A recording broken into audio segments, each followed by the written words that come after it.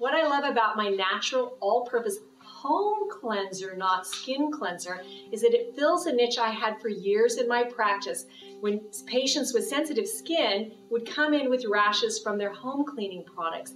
This has no allergens in it. It's made from natural, organic oils turned into soap that are in a formulation that's perfect for cleaning many things in your home, your countertops, your walls, many surfaces. You can even use it for cleaning your laundry if you're a person that's struggling with laundry dermatitis. So it's a great hypoallergenic alternative that's also free of many of the chemicals that are in popular home cleaning products.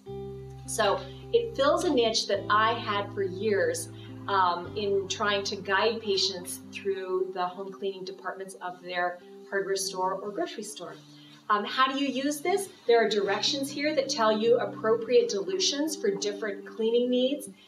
This is a concentrate, and it will stretch very far. You can even put it in a spray bottle by following the directions here in a very dilute form for a spray cleaner for all your surfaces.